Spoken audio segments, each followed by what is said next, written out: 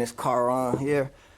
Oh yeah, and I got a surprise. That's why this airbag is missing. I got another surprise coming. But I'm gonna turn this car on and turn the blinkers on, well, the four ways on, which also, you know, perform as a turn signal. See, I still have my original side marker lights. Now guys, check out my new turn signals.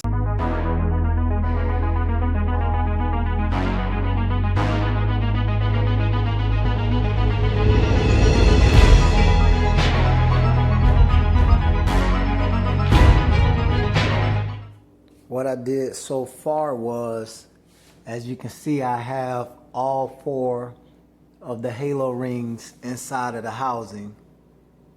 And how I did that was with this 3M tape right here. And it's down on the bottom of each ring. But once, the way I had these rings set up was, I had this piece installed on the blue piece so it can actually give it the right depth, you know, so it's not, the rings aren't too far forward, too far back. So I had this snapped in and adjusted the rings before I set them down. But once that was done and the rings were all pressed in, set with the tape, as you can see down here, I have the JB Weld clear weld all the way across the back of each ring.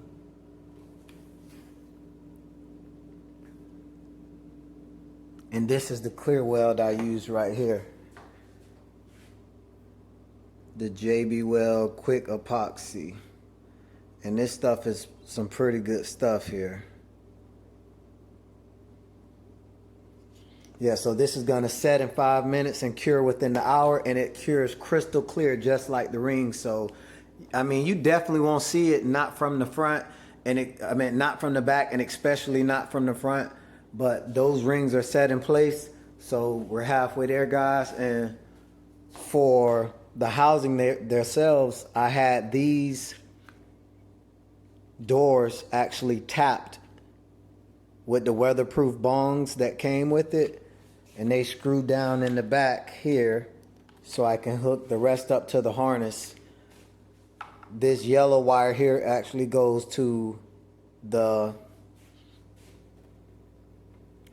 this turn signal LED strip for the switchback capability. I decided not to do the entire headlight switchback because it might look like it's too much going on, and I didn't want the car to have that like Japanese JDM look. You know, I mean, this is a German engineered car. You know, I don't want to make it look like something it's not, so I didn't go that far. But I also have the flat black bulbs in, so I don't have to code them out because I have those inside now. And I also put back in the LED modules. And I don't know if you guys can see it, but I'm gonna try to get in there and show you that I also, yep, if you see right down there in the middle of that hole, a flat black or matte black square, that's where I put paint over the LED.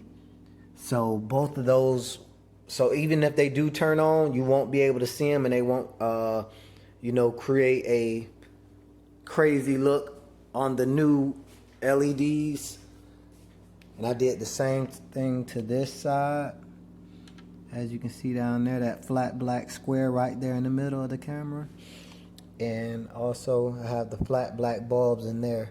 And that way I don't have to code anything. You know, I can keep the car exactly how it was and everything will work fine. You know, I didn't use the 3M tape that I ordered because I already had a little wider 3M tape at the house, and it was better because the rings are actually wide. And the only thing you have to do, guys, is wipe down the bottom of the rings with some isopropyl alcohol, and wipe down the mounting surface where you're going to mount it with isopropyl alcohol, and that's really all you guys got to do. But now I'm gonna open these up. These comes in two pieces, and this is the part, if you guys remember, that sits above this part here where the LED turn signal goes in, and that's this here. So what I'm gonna do is I'm gonna get these put in so you guys can see it. Here we go. And I'm gonna tell you guys exactly how I did this, because if you guys do this part, it's not gonna be easy if you take the original LED strips out with original glass strips and throw them out, because you need those to do this correctly.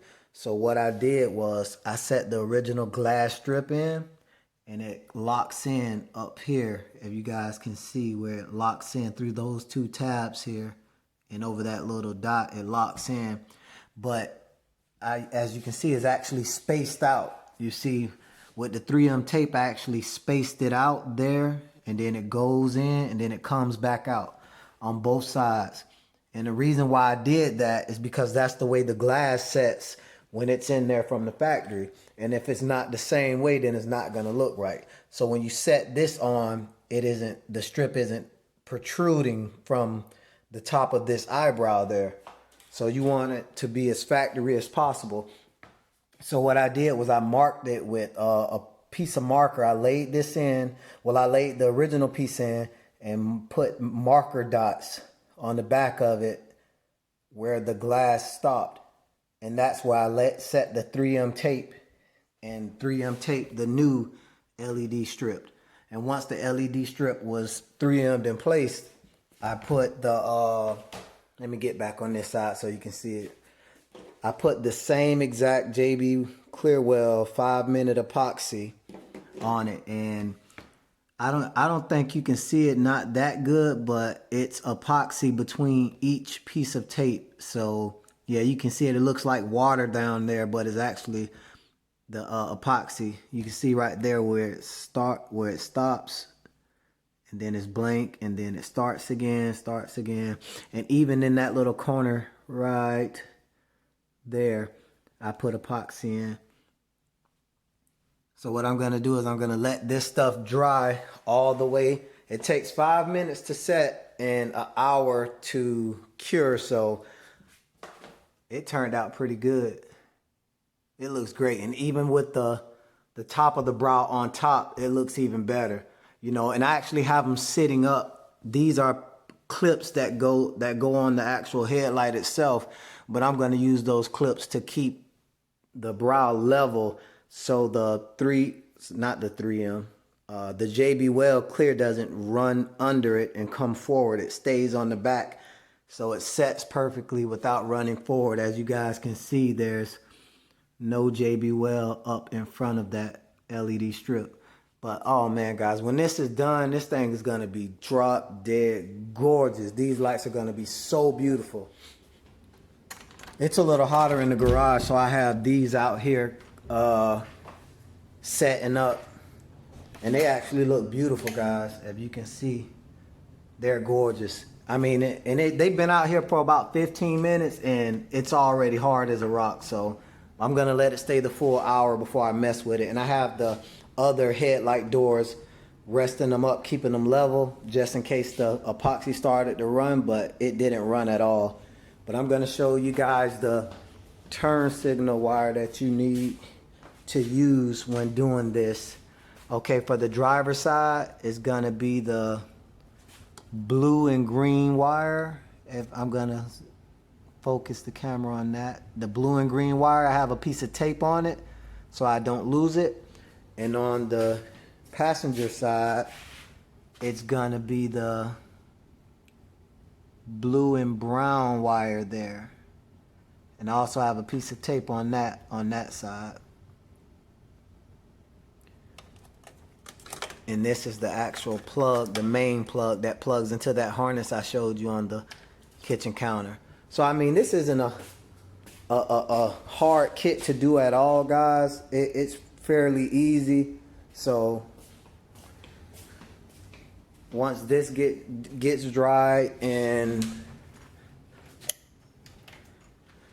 these pieces get dry, I'm gonna put these together, put both pieces together, and I'm gonna put the entire headlight together, and then we're gonna go out, hook everything up, and see how everything performs. All right, guys, it's the next day, and I have the lights in.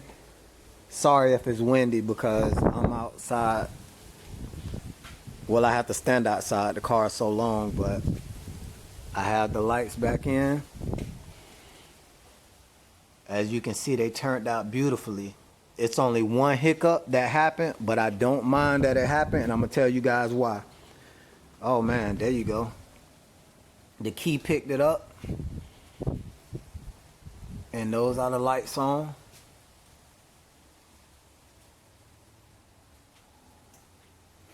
I didn't even want the lights to turn on already, but the proximity key or the proximity sensors picked the key up. So they work just like, I have them wired directly just like the factory halos. But this is the problem that I had. This LED strip up top, I was told not to cut it to length when I think I was supposed to cut it to length starting from this side, not the side where the wire was on, obviously. I mean, where the connection is on, obviously. So once I put it in and they told me to bend it and wrap it around, it actually snapped the filament inside the LED board. So I can't even use that strip. But thank goodness that these rings are switched back also.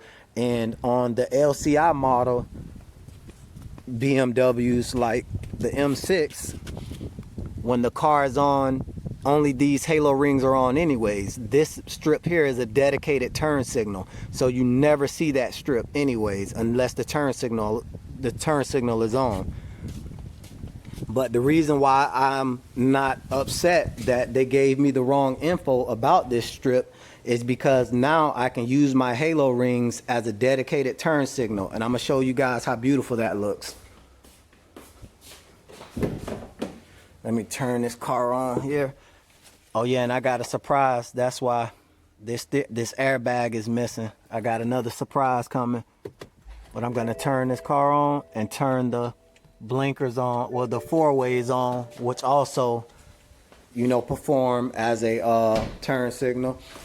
See, I still have my original side marker lights. Now guys, check out my new turn signals. Tell me that doesn't look nice. The entire halo ring lights up as a turn signal. And it's super bright, just like the white halo rings. And if I'm gonna take the four ways off and just hit the turn signal itself like a right, hit the left turn signal so you guys can see the difference.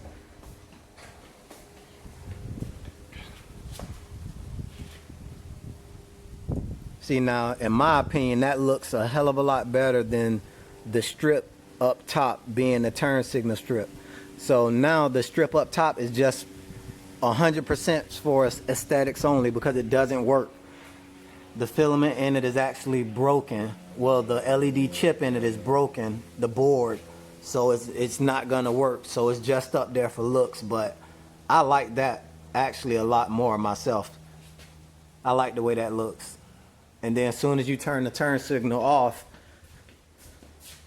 it goes back white.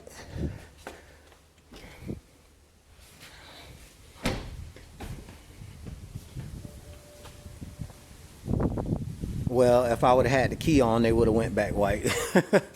But yeah, guys, I just wanted you guys to see that the headlights are in. They're lined up perfectly. They work perfectly. There's no error codes on the dashboard. I did replace my cornering light because that's not a high beam light. At least I don't think. I think the cornering light is used by itself. I think this is a bi-xenon HID. So this is the cornering light, and when you turn, this light shines with a little pad that comes out to throw the light over to the corner so you can see what's on that dark corner before you turn. And I'm gonna put a link for those.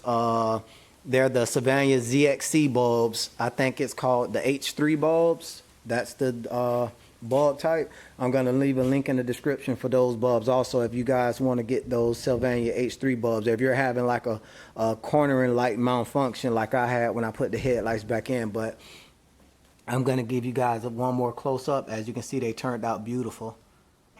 Even from the side, it looks factory from the sides. You know, so it turned out great. It turned out great. But this is going to be the end of this video, guys. I just wanted to make sure I got a demonstration of what these headlights looked at. I'm sorry for so much wind noise, but I'm halfway in the garage and halfway out. But what I need you to do right now is please like, share, and subscribe to the channel. And I'll see you guys on the next one.